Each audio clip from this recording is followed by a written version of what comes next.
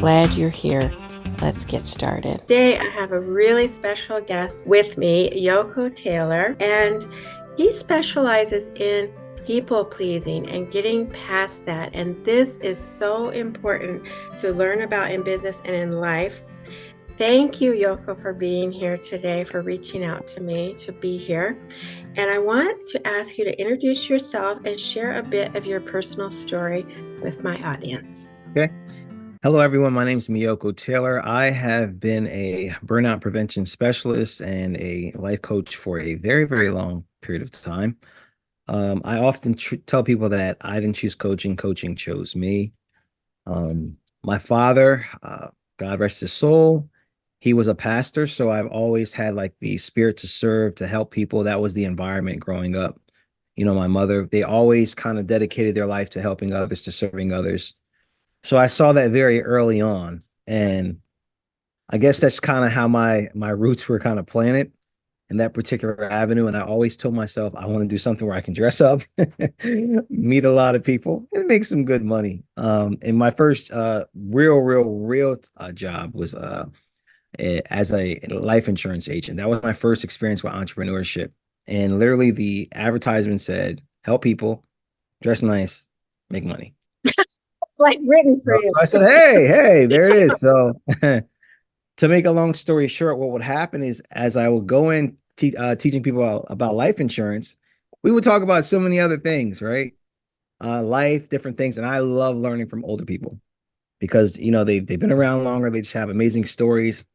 And stories are kind of what shape experiences. You can get a lot of wisdom from them. So what would happen is a lot of my clients would call me back and they would invite me over for dinner. They would uh offer their timeshare.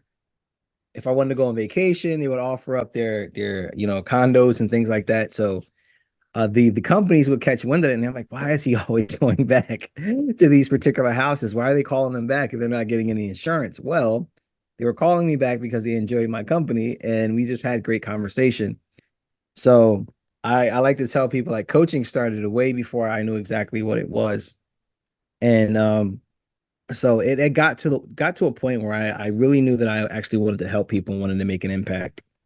And it was just I was at a point in my life where I just had to make a decision. Either I was going to actually pursue this and do this and embrace a lot of the challenges, or I was just going to go, particularly live a life that wasn't in alignment with who I was and what I really wanted to do. And I remember Googling, how to find myself, like what does that mean? So I stumbled upon somebody by the name of Zig Ziglar, very popular name. And I'm like, who's this guy? Then I found Les Brown, and it's not over until I win. And I'm looking at all these people and uh, Jim Rohn and Tony Robbins and all these different people. And I'm like, what is personal development? What is this stuff? And then John Assaraf about brain and rewiring your thinking and all these particular things. So I kind of got fascinated with that. And I remember that particular year, it was probably about maybe 15 years ago. That one year, I probably read over 70 books and I just immersed myself in a whole bunch of information. And I said, man, this is really where it's at. This is really what I want to do. So then I started getting, coaching certifications and things like that. But that was kind of like my journey into the coaching area professionally. And it's been an interesting ride. It's been some ups and some downs. I've been able to work with some amazing people. But what really kind of changed it for me and what's actually changing now real time as we speak is that I realize oftentimes that I didn't have good boundaries and I was a chronic people pleaser. And I still fight with that. That leads to my next question, which is how do you define people pleasing? We all know the term, we all have our ideas about it, but for you, who are really an expert in this, you've embraced this topic, how would you define that for someone that's like, yeah, Okay. maybe that? Okay. So first and foremost, we all have people pleasing tendencies, right? So I think I got to make the comparison. People pleasing in a sense of if you have a spouse, I want to make them happy. Children, I want to please them to a degree within reason. your boss on the job. I want to do a great job for myself and for my company. That makes me proud. That's a form of people pleasing, but it's healthy.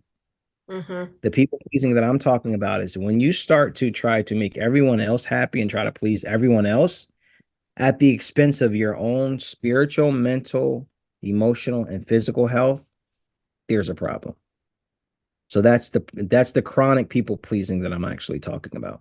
Yeah, I agree with that definition 100%.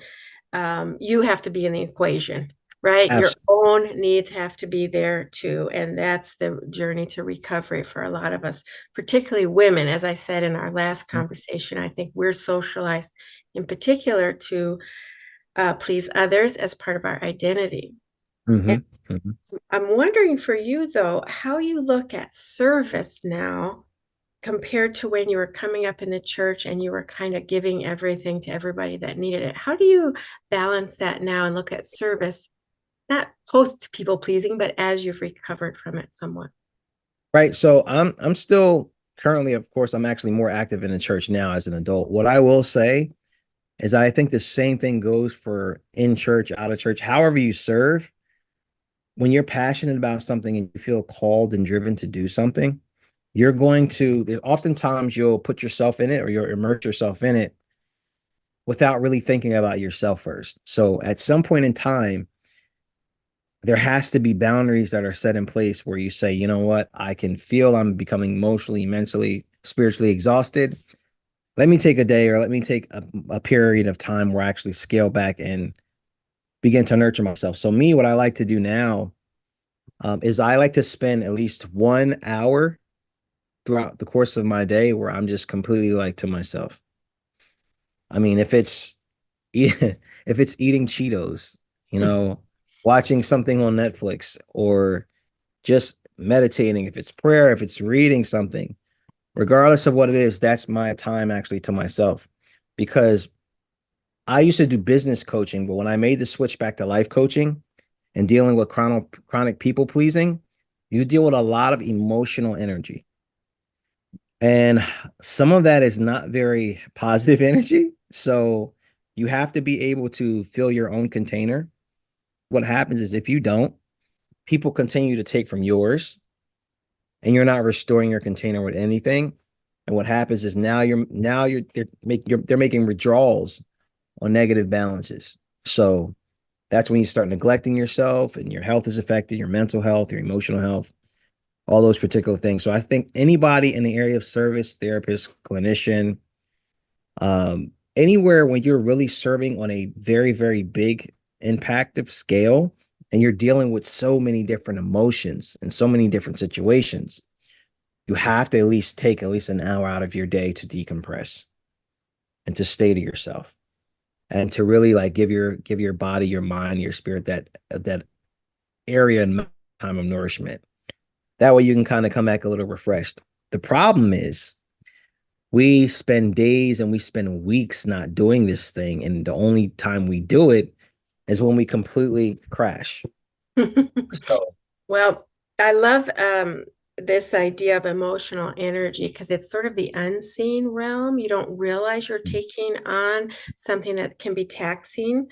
And I like how you said it doesn't matter if it's in the church or you're serving in some other way. If you're trying to serve in a big way, you've got to do this. And the hour a day sounds like right. gold, or the hour of power in the morning that a lot of people do, but whenever you can get it. I'm not a morning person, so I would take that Never later. mind. I would take that later. Um, how did recovering from people pleasing or paying attention to it in your life affect your business? It affected my business in a very, very profound way. One, it increases your income because I can guarantee if you're a chronic people pleaser, you adjust your pricing like the wind, based on how you feel and whether or not you feel comfortable charging a particular price. If you don't want to say no to someone who really wants your services, but at the time it's not at your price point and you don't have anything else to offer them, it's kind of like you feel bad and you kind of discount yourself. So I feel that I feel a changed. little I feel a little called out right there, but okay, good. Nice That's one. good. That's a good one. So it changes in that perspective. Okay. Also in the perspective of, having boundaries is really, really helpful because and when I talk about boundaries, your boundaries have to be in alignment with your values, your beliefs, and your principles. And this is the reason why people set boundaries and they're consistently broken because they're not aligned with something of substance. So determining what your values are as a human being, what your principles are, what your beliefs are, and where you're trying to go. If you formulate a boundary that is in alignment with all those things, you have a 90% chance of keeping that boundary, not only keeping it, but reinforcing it many times over. So when you're going to set a boundary, make sure it's in alignment with your values, principles, and your beliefs. And if you don't know what those things are, take a piece of paper, values, principles, beliefs, and really kind of like sit back with yourself. What are my values? What do I value as a person? What do I believe as a person? What are my principles, my non-negotiables? And then you set your boundaries based around these particular things. So that's one of the things that I did. Still working on that because that's a working process. Sometimes you have to consistently reinforce your boundaries as well. So the boundaries, the pay, and also yourself. You realize your own self-worth. And as a chronic people pleaser, you tie your self-worth to what people think about you. And that is the absolute worst thing you can possibly do Yep. because people's opinions change all the time. You know, some people are not going to like you, and that's okay. It's Yeah. okay. But if It as long as you're authentically yourself, there are going to be specific groups of people that accept you no matter who you are. And I feel like when you're a chronic people pleaser, you're so busy trying to be liked and be accepted and be validated, you lose sight of who you are. And that's a major problem in and of itself. So being 100% comfortable in your own skin and being authentically yourself, when I actually kind of tapped into that, it's a very freeing experience. It reduces the anxiety, the stress, and it allows you to be able to assert yourself in a way because it's just like I'm comfortable being me. This is what I want. This is what my needs are. This is who I am. These are my boundaries. And boundaries are not for the other person. The boundaries are actually for you. And boundaries aren't really this evasive, oppositional type of thing that a lot of people make it out to be. Boundaries are very healthy. They're necessary. So for me, it's the boundaries. It's the treating it like a business and valuing myself, not only as a human being, but what I do. Because a lot of people, I've been life coaching, before it was this whole big, attractive, sexy thing, right? Now it's like this popular thing.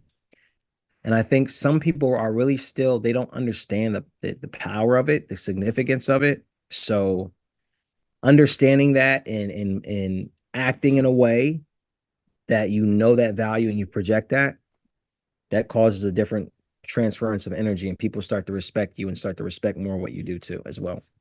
So I think that's important as well. Yeah, I love everything you're sharing there, and the piece about deciding what you want, what you don't want. It allows for that authentic relating too, because your yes is a yes, your no is a no. People know where you stand, so they know you. Right? Right. When people pleasing, you're kind of like, I always talk about being, a chameleon in the past. I could do what you like or what you like Mm-hmm. versus Mm-hmm. like, this is who I am. And, I invite people to start with their preferences if they're trying to sort of find themselves later in life. And you mentioned values, principles, beliefs. Is there any other first steps you might offer to somebody who's like, oh, I need to work on this? Anything else you would add? You've given a lot of tips already, but for a Yeah, beginning. I everybody that knows me or that's been in I've been on an interview with or things like that. One of the things that I also often go to very often is there's three things that you want to know. Who am I? What do I really want? And what is it going to take to get there? I think these are three questions most people never ask themselves. We're so busy in the hustle and bustle of life, becoming roles as husbands, wives, parents, CEOs, therapists, clinicians, brothers, sisters, so many different roles in life. And I feel like we focus so much on those things, it pushes us further away from who we really are, what we're passionate about. And I think one of the questions most people don't ask themselves is, who are they really? Like at the end of the day, regardless of what you do, from famous basketball player to just somebody going to work that nobody really knows, not a household name. At the end of the day, when you actually lay down in your bed and it's time to go to sleep, who is that person? That's the first thing I would ask them. Who is that person? The person nobody sees. The person that's in you looking looking inside out. Who is that person? And then if you don't know who that person is, then you got some work to do. If you know who that person is, then the next thing you ask yourself is, what do I really want? What do I want out of my life? And every role that I have, but what do I want for me? What am I saying no to that I actually need to say yes to for myself? What do I really want? When you decide those two things is, all right, what is it going to take for me to get there?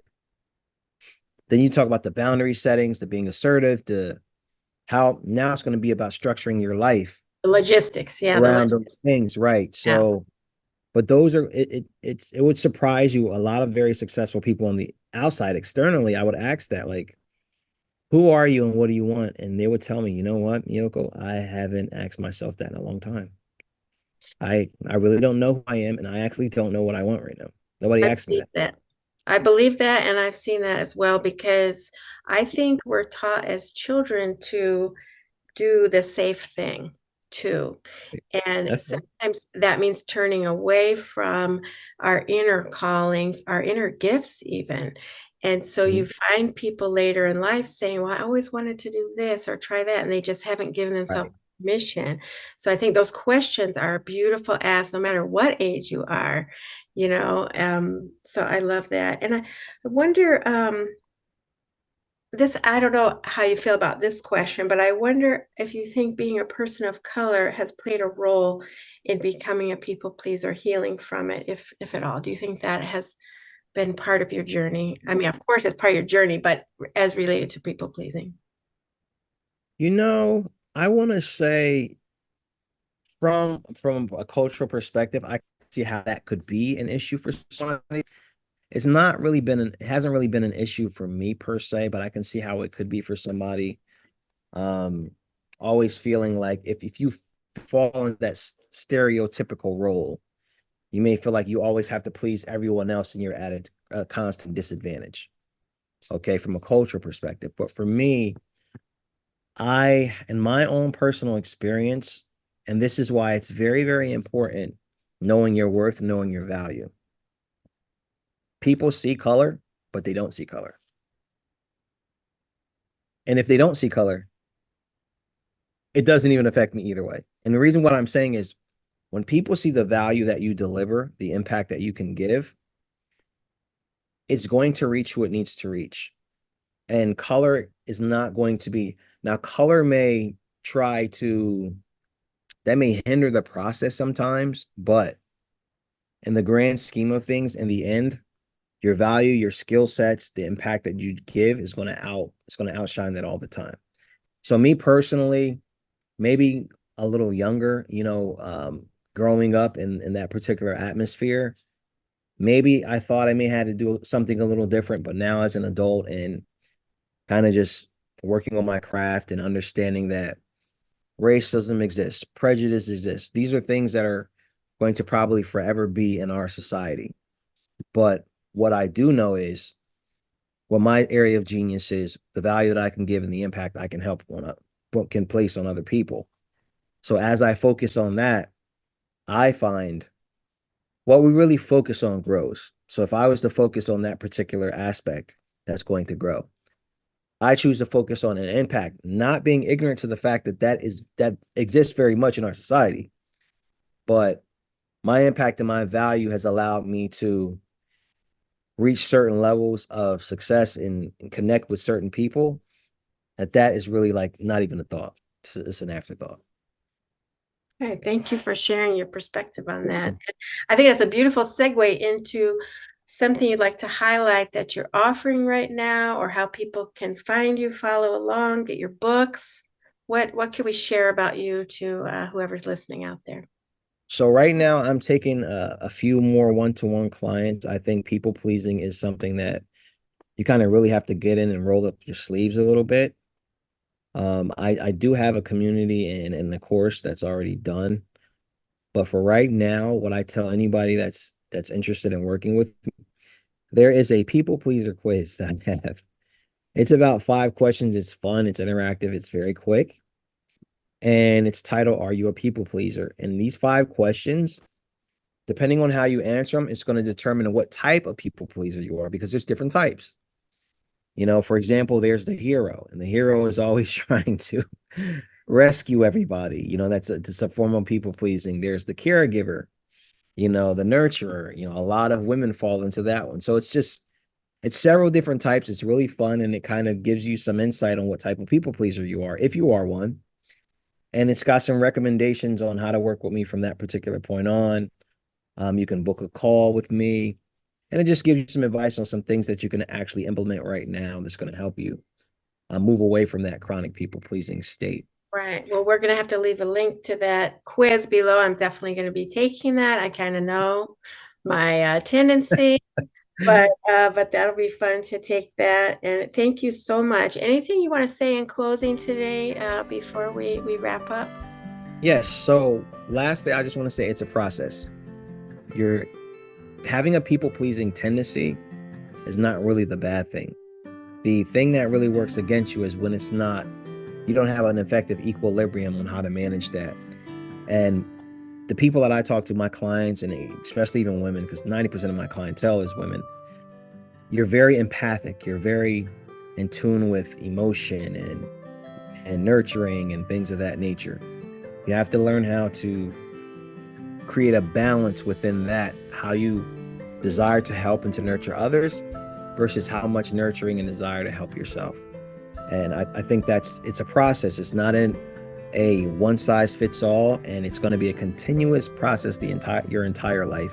It's just having the skills to be able to manage and keep that equilibrium in place. Yeah, that balance isn't something you get to and you're done, right? It's something you always revisit. Absolutely. That makes a lot of sense. Well, thank you again for taking the time to reach out to me and being my first guest on my podcast. You're welcome. Very exciting, and I look forward to staying connected with you and following along with what you're up to. All right. Thank you so much for having me.